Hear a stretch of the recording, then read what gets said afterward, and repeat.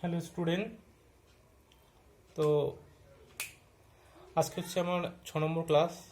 আজকে যেটা পড়াবো সেটা হচ্ছে কোলাইডাল স্টেট অফ ম্যাটার। তো সবাই হেডিং দাও,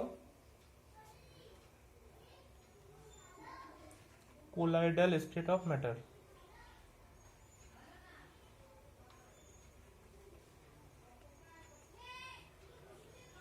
কোলাইডাল স্টেট অফ ম্যাটার, পদার্থের কোলয়েডীয় অবস্থা। ঠিক আছে, তো এই পদার্থের কোলয়েডীয় অবস্থা নিয়ে প্রথম যে বিজ্ঞানী আলোচনা করেছিলেন তিনি হলেন ব্রিটিশ বিজ্ঞানী, একজন ব্রিটিশ সায়েন্টিস্ট থমাস গ্রাহাম, যাকে কিনা কলয়েড রসায়নের জনক বলা হয়। তো তিনি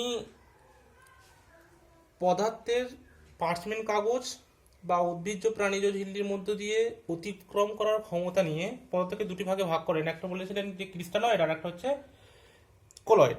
ক্রিস্টালয়েডগুলো তোমার পার্চমেন্ট কাগজের মধ্যে যেতে পারে, কিন্তু কোলয়েড যে কণাগুলো সেগুলো যেতে পারে না। ঠিক আছে, তো আমাদের ক্রিস্টালয়েড নিয়ে পড়ার কিছু নেই, আমাদের শুধু যেটা পড়বো সেটা হচ্ছে কোলয়েড। ঠিক আছে, তো দেখো কোলয়েড কি। কোলয়েড আবার মানে বিস্তৃত দশা এবং বিস্তার মাধ্যমে এই দুটো নিয়ে তৈরি হয়, এবং এই বিস্তৃত দশার বিস্তার মাধ্যমের কণাগুলিরও আকারের উপর ভিত্তি করে আবার যে কোনো একটা ডিসপারশন সিস্টেম, যেটাকে বিস্তৃত তন্ত্র বলে, তিনটে ভাগে ভাগ করা হয়। ঠিক আছে, সেটা কি বলে, বিস্তৃত দশার কণার আকারের উপরে ভিত্তি করে। এক নম্বর হচ্ছে ট্রু সলিউশন, দু নম্বর হচ্ছে কোলাইডাল সলিউশন, আর 3 নম্বর হচ্ছে সাসপেনশন। ওকে, ট্রু সলিউশন মানে প্রকৃত দ্রবণ, কোলাইডাল সলিউশন মানে কোলয়েডীয় দ্রবণ, আর সাসপেনশন মানে প্রলম্বন। দেখো ট্রু সলিউশন কোনগুলোকে বলবো, ট্রু সলিউশন আমরা সেইগুলোকেই বলবো যাদের কিনা ধরো একটা এরকম পাত্রে, ধরো এখানে জল আছে এবং এর মধ্যে কিছু কণা আছে, সেই কণাগুলোর ব্যাস যদি 0.1 ন্যানোমিটার টু 1 ন্যানোমিটার হয়, তাহলে কি হবে, এই কণাগুলোর আকার খুবই ছোট হবে এবং এই কণাগুলো কি করবে, এই যে বিস্তার মাধ্যম আছে, বিস্তার মাধ্যমের সাথে মিশে গিয়ে একটা হোমোজিনিয়াস মিক্সচার তৈরি করবে, যার ফলে কিনা আমরা এই কণাগুলোকে আলাদাভাবে কোনোভাবে দেখতে পাবো না। ঠিক আছে, হোমোজিনিয়াস মিক্সচার। যেমন একটা এক্সাম্পল দিলে বুঝতে হবে, আমরা যে যদি আমরা শরবত বানাই, যে চিনির শরবত, ঠিক আছে, বা যদি আমরা NaCl যদি গুলে দিই, NaCl এর যে সলিউশন, NaCl আর সুক্রোজ সলিউশন, তাহলে কি হবে, ওই NaCl বা সুক্রোজটা কি হবে, এই যে জল আছে এই জলের মধ্যে পুরোটা গুলে যাবে, এবং সেই জলের আমরা যদি যে কোনো জায়গা থেকে 1 চামচ পরিমাণে তুলি, তাহলে দেখবো তার স্বাদ, যে বিভিন্ন জায়গার থেকে বিভিন্ন অংশ থেকে আমরা তুলছি, তার স্বাদ কিন্তু প্রত্যেক জায়গার সমান। ঠিক আছে, এটা গেল ট্রু সলিউশন। এবং এর ব্যাসটা মনে রাখবে যে কণার ব্যাস 0.1 ন্যানোমিটার থেকে 1 ন্যানোমিটার। ঠিক আছে, আর একটা হচ্ছে সাসপেনশন। সাসপেনশন মানে কি, ধরো এখানেও একটা নিলাম এরকম পাত্র, ঠিক আছে, নেওয়ার পর আমরা এখানে কিছু মাটি দিলাম, ঠিক আছে, মাটি, স্যান্ড দেওয়ার পরে দেখবো যে মাটিগুলো জলের সাথে তেমন ভালোভাবে গুলছে না। ঠিক আছে, কি হচ্ছে, সেগুলো কিছুক্ষণ বাদে সেই জলের নিচে থিতিয়ে পড়ছে। ঠিক আছে, এগুলোকে আমরা বলি সাসপেনশন বা প্রলম্বন। এবং এই কণাগুলোর ব্যাস যেটা হবে সেটা গ্রেটার দেন 1000 ন্যানোমিটার।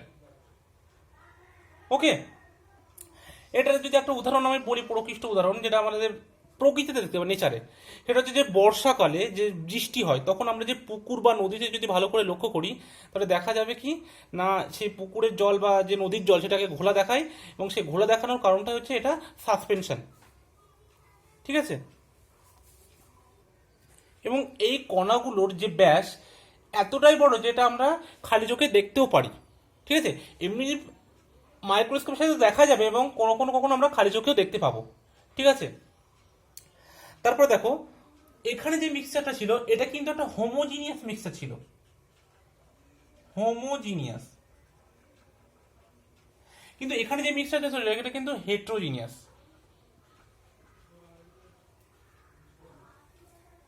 ওকে, হেট্রোজিনিয়াস মানে কি, এখানে মাটির অংশের যা পরিমাণ এখানে কিন্তু মাটির অংশের পরিমাণ কিন্তু তাই হবে না, আলাদা হবে, বা এখানে যেটা পরিমাণ এখানে সেই পরিমাণটা কিন্তু আলাদা হবে। ঠিক আছে, সেটা হচ্ছে হেটেরোজিনিয়াস মিক্সচার। ঠিক আছে, এবার আসি কোলয়েডাল সলিউশন। কোলয়েডাল সলিউশনটা কি, নট ট্রু সলিউশন নর সাসপেনশন, এই দুইয়ের একটা মধ্যবর্তী অবস্থা, সেটা হচ্ছে কোলয়েডাল সলিউশন। কোলয়েডাল সলিউশনে কি হয় দেখো, কোলয়েডাল সলিউশনেও যেটা কি হয়, এর যে কণার আকারের ব্যাসটা সেটা হচ্ছে 1 ন্যানোমিটার থেকে 1000 ন্যানোমিটার। এর মধ্যে, এই রেঞ্জের মধ্যে যদি কোনো কণা থাকে তাহলে আমরা সেটাকে বলবো কোলয়েড পার্টিকেল, এবং সে যে সলিউশনটা তৈরি করবে সেটাকে বলবো কোলয়েডাল সলিউশন। অবশ্যই দেখতে হবে যে এই পার্টিকেলের রেঞ্জ।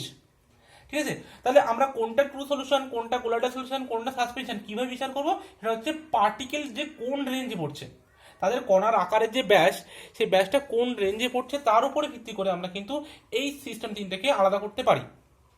ঠিক আছে, এবং এর একটা ভালো যে মিক্স মানে উদাহরণ সেটা হচ্ছে স্টার্চ, স্টার্চ ইন ওয়াটার। স্টার্চটা কি, সবাই নিশ্চয়ই জানো যে ভাতের যে ফ্যান, আমরা যে বাড়িতে সবার মা বাবা নিশ্চয়ই দেখবে যে হয়তো পুরনো যারা আছে তারা অনেকে মার দিতেন। ঠিক আছে, সেই স্টার্চ, ওই স্টার্চটা যদি আমরা জলে গুলে দিই তাহলে যে সলিউশনটা তৈরি করবে সেটাই কিন্তু কোলয়েডাল সলিউশন। এবং এই কোলয়েডাল সলিউশনটা কি হবে, এটাও কিন্তু একটা হেটেরোজিনিয়াস মিক্সচার, হোমোজিনিয়াস মিক্সচার হবে না। ঠিক আছে, বা যদি কেউ বাড়িতে জলের মধ্যে আটা গোলো, বা আমরা যে সমস্ত বিভিন্ন রোডে বা আমরা যে যে কোনো জায়গায় বাইরে গেলে যে ছাতু খাই আমরা, ছাতু যেটা ছাতুর শরবত বলে, সেটাও কিন্তু একটা কোলয়েডাল সলিউশনেরই উদাহরণ। ঠিক আছে, তো একটা জিনিস এখানে মনে রাখবে, কোলয়েডাল সলিউশনটা একটা এমন একটা পদার্থের বিশেষ অবস্থা, কোনো একটা বিশেষ পদার্থ নয় কোলয়েডাল যে পার্টিকেলটা, একটা পদার্থ কোনো সিস্টেমে কোলয়েডাল হিসেবে কাজ করতে পারবে, আবার কোনো সিস্টেমে সেটা আবার ক্রিস্টালয়েড হিসেবে কাজ করতে পারবে। যেমন আমরা যদি NaClটাকে ধরি, NaCl জলের মধ্যে, ঠিক আছে, ওটা কিন্তু ট্রু সলিউশন বা ক্রিস্টালয়েড হিসেবে কাজ করবে, কিন্তু NaClটাই বেনজিনের মধ্যে, বেনজিনের মধ্যে কিন্তু ওটা আবার কোলয়েড রূপে কাজ করবে। ঠিক আছে, এটা বলার ছিল। আচ্ছা, তাহলে এই পর্যন্ত গেল। এবার দেখো, তাহলে আমি কিন্তু সব বলে দিলাম। এবার তোমরা কি করবে, তোমাদের যেটা কাজ সেটা হচ্ছে এই তিনটের মধ্যে পার্থক্য তৈরি করবে। ঠিক আছে, যে এই তিনটের মধ্যে কি পার্থক্য আছে সেটা তোমরা লিখবে, এবং যেটা যেগুলো যেগুলো বললাম সেখান থেকে। তাহলে কি হবে, এরা এরা কিন্তু আমার কি হবে, সেটেল আউট হতে পারে। একেও কিন্তু আমরা সেটেল আউট করতে পারি না, কোলয়েডাল সলিউশনটাকে। ঠিক আছে, একমাত্র সাসপেনশনটাকেই সেটেল আউট করতে পারি। এটাকে তো তোমার আলট্রা মাইক্রোস্কোপের সাহায্যে দেখা যাবে না, এটা তোমাকে খালি চোখে দেখা যেতে পারে, আর একে দেখা যাবে না। ঠিক আছে, মাইক্রোস্কোপের সাহায্যে, নর্মাল মাইক্রোস্কোপে দেখা যাবে না, কিন্তু আলট্রা মাইক্রোস্কোপের সাহায্যে দেখা যেতে পারে, নর্মাল মাইক্রোস্কোপে দেখা যাবে না। ঠিক আছে, তো তোমরা এই পার্থক্যটা লিখবে। এটা বাড়ির কাজ থাকছে যে ডিফারেন্স। ঠিক আছে, ডিফারেন্সটা হচ্ছে তোমার কাদের ডিফারেন্স না, এই তিনটে যে ডিফারেন্স, এটা হচ্ছে বাড়ির কাজ। ঠিক আছে,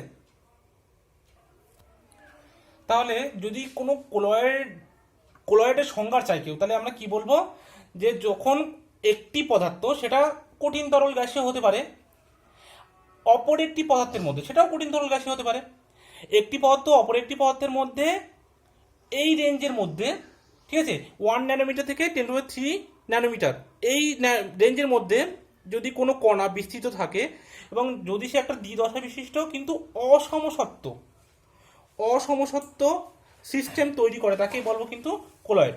ঠিক আছে, তাহলে আমরা এটা মুছে দিলাম। আমরা এবার নেক্সট পার্টে যাব, দেখে নাও ভালো করে। ঠিক আছে, তারপরে হেডিং দাও যে কোলয়েডীয় সিস্টেমে উপস্থিত বিভিন্ন দশা সমূহ। ঠিক আছে, লেখো different phases present in a colloidal system।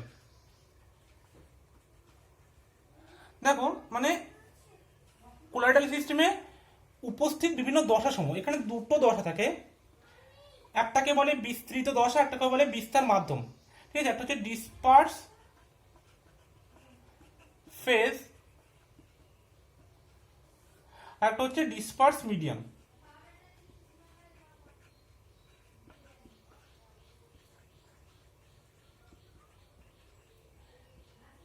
Disperse ফেজটাকে আমি ডিপি দিয়ে লিখবো এবং ডিসপার্স মিডিয়ামটাকে আমি সবসময় কিন্তু ডিএম দিয়ে লিখবো। ঠিক আছে, ডিএম মানে বুঝে নেবে যে ডিসপার্স মিডিয়াম, আর ডিপি মানে ডিসপার্স ফেজ। এটাকে বলে বিস্তৃত দশা, এটাকে বলে বিস্তার মাধ্যম।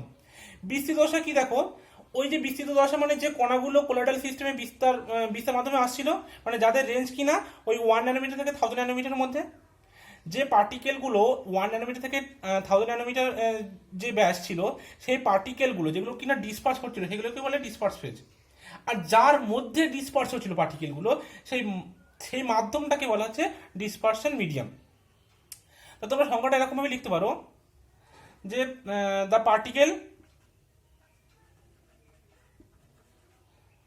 particles are being dispersed। ঠিক আছে, যাদের ব্যাস যেটা হবে রেডিয়াটা, সেটা রেঞ্জ হচ্ছে 1 ন্যানোমিটার টু 1000 ন্যানোমিটার।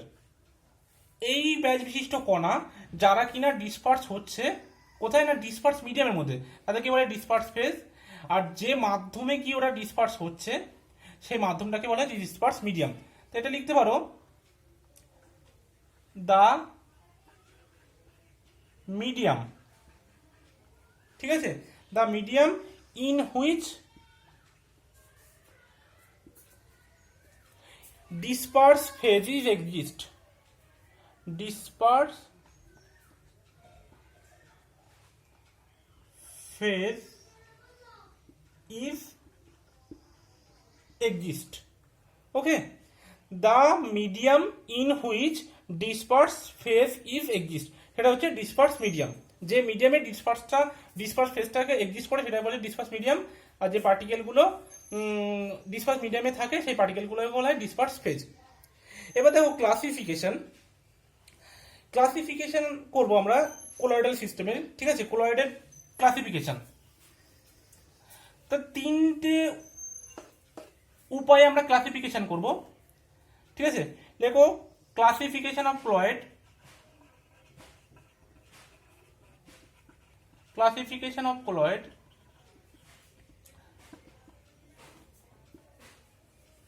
একটা হচ্ছে on the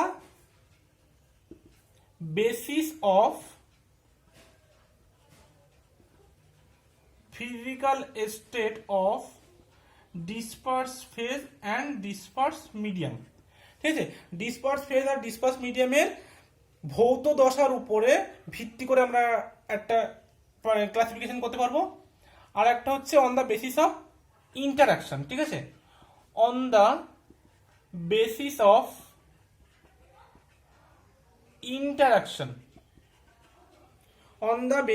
interaction, between disperse phase and disperse medium।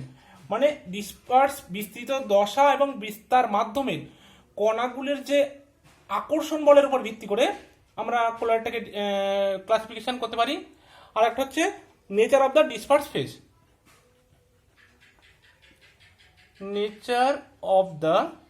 Disperse phase, ঠিক আছে।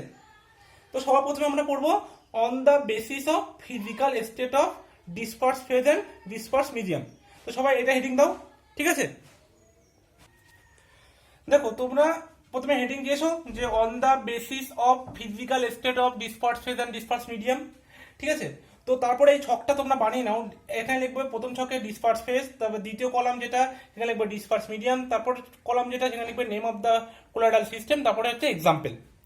তো দেখো ডিসপার্স ফেজ কি কি হতে পারে। Disperse phase solid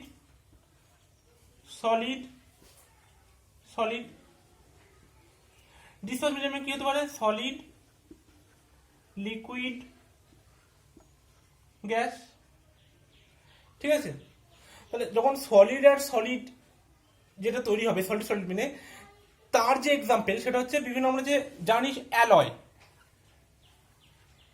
alloy metal, ঠিক আছে, যে সংকর ধাতু, ঠিক আছে, যে সংকর ধাতুগুলো তৈরি হয়, ঠিক আছে, সেই সংকর ধাতু কিন্তু দুটো কঠিনের মিক্সচার, সেটা কিন্তু সলিড সলিড মিক্সচার, সেটা না, সেটা একটা উদাহরণ হতে পারে অ্যালয় মেটাল। কিংবা আমরা বলতে পারি কালার্ড যে গ্লাসগুলো, কালার্ড গ্লাস, দেখো এমনি নর্মাল গ্লাসে তো আমরা জানি ওটা সলিড থাকে, কিন্তু তার সাথে আমরা যে কালার মিক্সচার করি সে কালারটাও কিন্তু সলিড পার্টিকেল থাকে। সেই জন্য বলা হচ্ছে যে কালার্ড গ্লাস তৈরি করতে যে দুটো মানে ডিসপার্স মিডিয়াম দরকার, সে দুটো কিন্তু সলিড, এবং এদের দুটোর মিক্সচারে যে নাম কোলাইডাল সিস্টেম সেটা হচ্ছে সলিড সল। দুটোই সলিড বলে যে সলটা তৈরি হবে সেটাকে সলিড সল। এখানে একটা বলে রাখি, এই যে সলটাও কিন্তু ওয়ান টাইপ অফ কোলাইডাল সলিউশন, ঠিক আছে, সলটাও কিন্তু ওয়ান টাইপ অফ কোলাইডাল সলিউশন। যখন সলিড আর লিকুইড তৈরি হবে, সলিড আর লিকুইড, তখন সেটাকে আমরা বলবো সল, ঠিক আছে, সেটাকে আমরা বলবো সল। সলিড লিকুইড মিলে যে সলটা তৈরি করবে তাদের নাম হচ্ছে দেখো পেইন্ট। আমরা যে পেইন্টস করি সেটা সেখানে দেখো অ্যাকচুয়ালি কি হয়, যে আমরা কালারটা নিয়ে আসি সেটা কিন্তু সলিড থাকে, এবং সেখানে লিকুইড মিক্সচার করে কিন্তু আমরা বিভিন্ন পেইন্টিং গুলো করি, ঠিক আছে। বা যে গোল্ড সল আমরা যেটাকে বলি, গোল্ড সল, একটা তরলের মধ্যে গোল্ডের বিভিন্ন পার্টিকেল দিয়ে দিই, দিয়ে আমরা গোল্ড সলটা কিন্তু তৈরি করি, ঠিক আছে, এটা হচ্ছে সলিড লিকুইড। 3 নম্বর হচ্ছে সলিড গ্যাস। সলিড গ্যাস মিলে যেটা তৈরি হবে, যদি ডিসপার্স মিডিয়ামটা গ্যাস হয় তাহলে সেটা সবসময় অ্যারোসল হবে, এটা মনে রাখবে। যদি ডিসপার্স মিডিয়াম গ্যাস হয় তাহলে সেটা সবসময় অ্যারোসল হবে। এবং অ্যারোসলটাকে আবার ডিসপার্স ফেজের উপর ভিত্তি করে দুরকম ভাগ করা হয়। যদি ডিসপার্স ফেজটা সলিড হয় তাহলে সেটাকে সলিড অ্যারোসলও বলা হয় অনেক সময়, সলিড অ্যারোসল, ওকে। এবং এর একটা উদাহরণ হচ্ছে যে ডাস্ট পার্টিকেল, বায়ুতে যে ডাস্ট পার্টিকেলগুলো থাকে সেগুলো কিন্তু একটা সলিড অ্যারোসল, ঠিক আছে, মানে পার্টিকেল ধুলোর সেটা হচ্ছে গ্যাস, কিন্তু যে পার্টিকেলগুলো থাকে সেগুলো সলিড, ডাস্ট পার্টিকেলটা একটা অ্যারোসলের উদাহরণ হলো, ঠিক আছে। তারপরে দেখো 3 রকম হতে পারে, সেটা হচ্ছে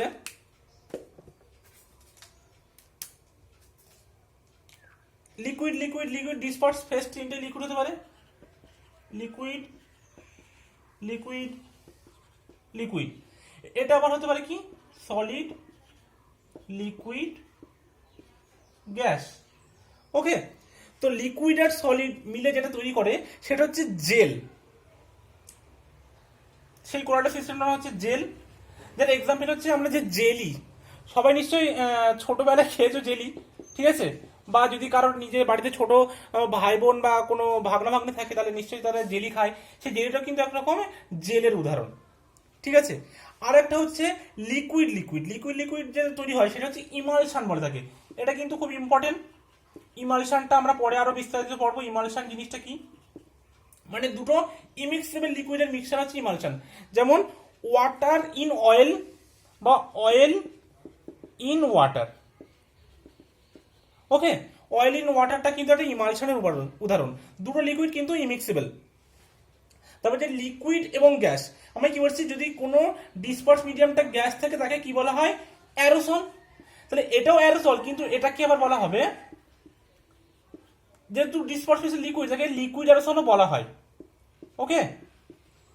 লিকুইড অ্যারোসল, লিকুইড অ্যারোসল যার এক্সাম্পল আমরা দিতে পারি যে ফগ, ঠিক আছে, বা যে ক্লাউড।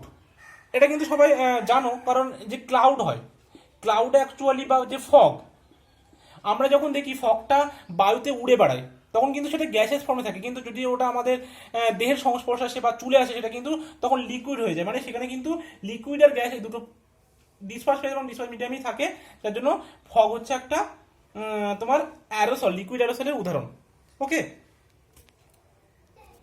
তারপরে দেখো এই যে গ্যাস এবং সলিড, গ্যাস আর সলিড মিলে তৈরি করে সলিড ফোম, যার উদাহরণ হচ্ছে পিউমিক স্টোন বা যে ঝামা পাথর। ঝামা পাথর তোমরা দেখে থাকবে যে তার গায়ে কিন্তু অনেকগুলো ছিদ্র ছিদ্র থাকে, যেগুলোর মধ্যে কিনা যেটা সৃষ্টি হওয়ার সময় ওর মধ্যে বায়ু প্রবেশ করে, যার ফলে কিন্তু ওই পাথরের গায়ে ওই খাদের সৃষ্টি হয় বা ছিদ্র সৃষ্টি হয়, ঠিক আছে, সেইগুলোকে বলে solid foam.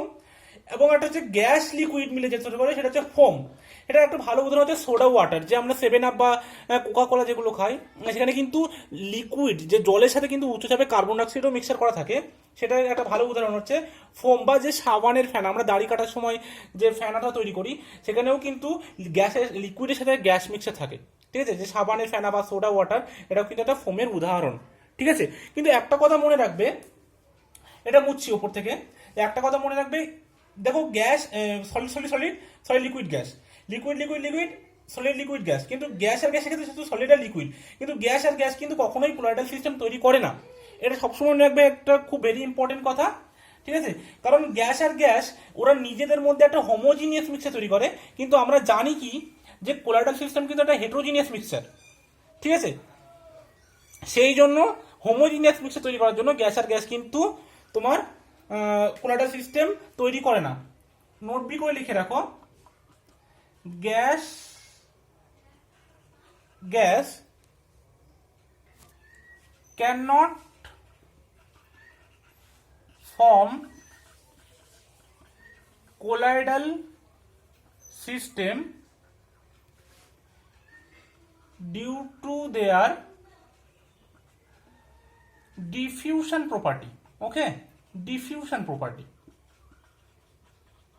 due to the diffusion property they form a homogeneous mixture always. Okay, তারা সবসময় হোমোজিনিয়াস মিক্সচার তৈরি করে, কিন্তু আমরা জানি যে কোলয়েডাল যে সিস্টেম সেটা কিন্তু হেটেরোজিনিয়াস মিক্সচার।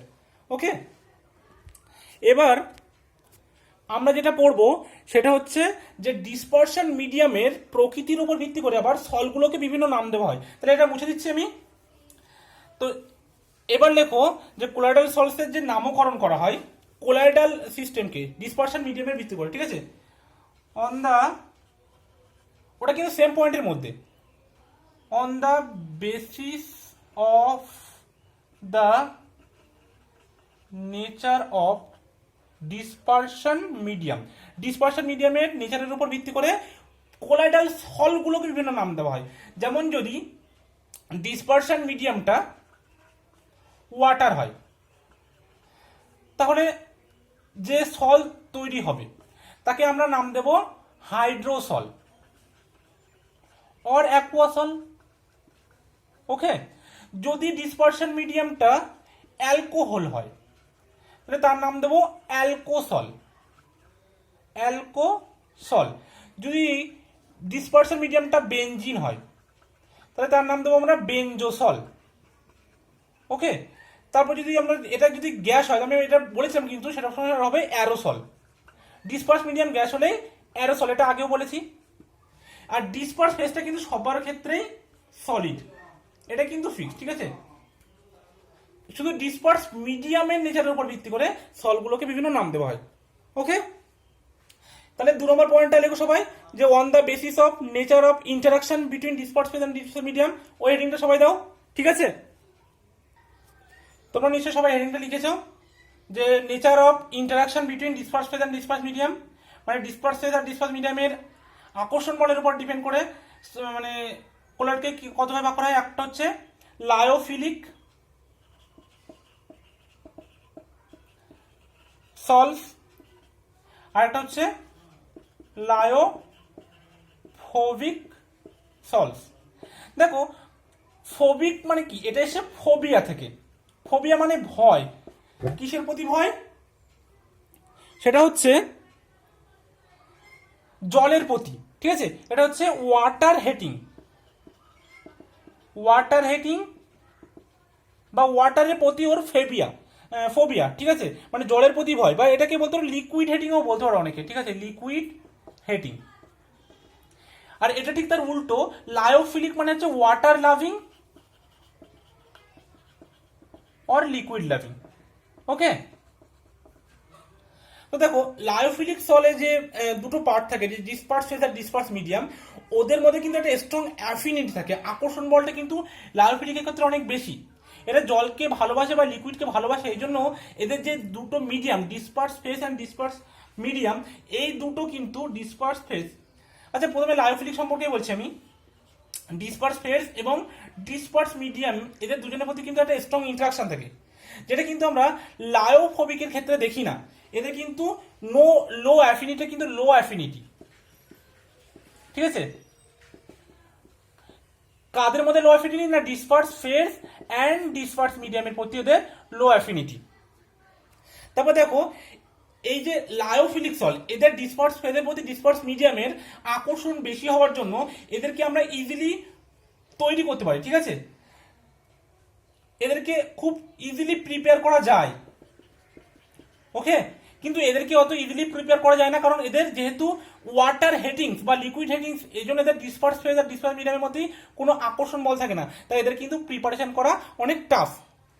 আর একটা জিনিস দেখো, যদি এই লায়োফিলিক সল্টকে আমরা ডিসপার্স ফেজ থেকে ডিসপার্স মিডিয়াম থেকে আলাদা করি, করার পর যদি আমরা আবার সেখানে ডিসপার্স মিডিয়াম যোগ করি, কোথায় না ডিসপার্স ফেজে, তা ডিসপার্স মিডিয়াম যোগ করার পর যদি আমরা কিছু হিট দিই বা যদি ঝাঁকিয়ে নিই, তাহলে কিন্তু আবার লায়োফিলিক সল্ট মানে কোলয়েড সল্টটা তৈরি করবে। তার মানে কি, লায়োফিলিক সল্টটা অ্যাকচুয়ালি রিভার্সিবল। কিন্তু যদি লায়োফিলিক সল্টকে আমরা ডিসপার্স ফেজ আর ডিসপার্স মিডিয়ামকে একবার আলাদা করে দিই, দেওয়ার পরে যদি আবার ডিসপার্স মিডিয়াম যোগ করি ডিসপার্স ফেজে, তাহলে কিন্তু সে আর কোলয়েড সলিউশন তৈরি করবে না। কারণ কি, কারণ ওর ডিসপার্স ফেজ ডিসপার্স মিডিয়ামের প্রতি আকর্ষণ অনেক কম, তাই জন্য এটাকে কিন্তু বলা হয় ইরিভার্সিবল, ওকে। এবং আর একটা জিনিস দেখো, যে এই যে সলগুলো, এই যে লায়োফিলিক সল, এদের কিন্তু সারফেস টেনশনটা অনেকটা কম দেন ডিসপার্স মিডিয়াম। ডিসপার্স মিডিয়ামের দেখো সারফেস টেনশন যেটা বলছে, ভালো করে বুঝবে এটা। ধরো এটা ডিসপার্স মিডিয়াম, এটা হচ্ছে ডিসপার্স ফেজ, এই দুটো মিক্সচার করে আমার লায়োফিলিক সল তৈরি হলো, লায়োফিলিক, ওকে। বলছে এই লায়োফিলিক সলের সারফেস টেনশনটা অনেক কম, কার থেকে কম না, এই ডিসপার্স মিডিয়ামের থেকে। কারণ দেখো, যখন ডিসপার্স মিডিয়াম আর ডিসপার্স ফেজ মিলে লায়োফিলিক সল্টটা তৈরি হচ্ছে, সেই লায়োফিলিক সল্টটা তৈরি হওয়ার পর এই যে ডিসপার্স ফেজ ডিসপার্স মিডিয়ামের প্রতি আকর্ষণ অনেক বেশি, এই যে অ্যাট্রাকশন ফোর্স, এই অ্যাট্রাকশন ফোর্সটা কিন্তু ওই সারফেস টেনশনকে কমিয়ে দিচ্ছে। কিন্তু যখন শুধু ডিসপার্স মিডিয়াম ছিল, কোনো ডিসপার্স ফেজ ছিল না, মানে এই সল্টটা যখন তৈরি করেনি, তখন শুধু ডিসপার্স মিডিয়াম থাকায় এর কিন্তু সারফেস টেনশনটা অনেক বেশি।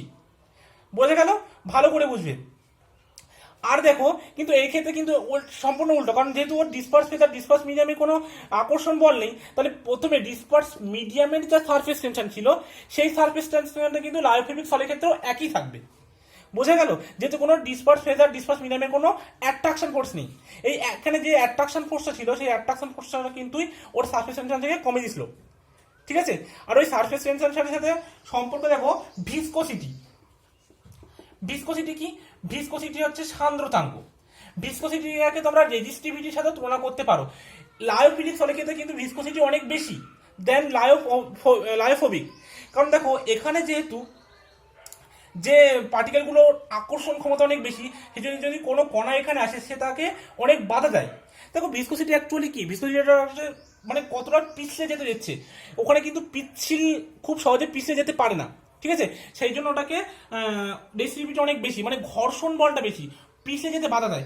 যেমন ধরো মধু, ঠিক আছে, বা যে গাম, আঠা, দেখবে এর উপরে কোনো জিনিস সহজে কিছু পিছলাবে না।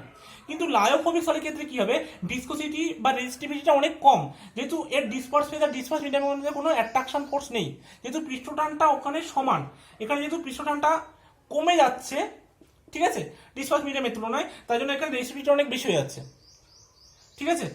তাহলে আজকে এই পর্যন্ত থাকলো। 3 নম্বর যে বেসিসটা ছিল, সেই বেসিসটা মানে 3 নম্বর যে পার্থক্যটা ছিল on the nature of the disperse phase, সেটা নেক্সট ক্লাসে আলোচনা হবে। আপাতত আজকে এই পর্যন্ত থাকলো। Thank you guys, see you next class, by.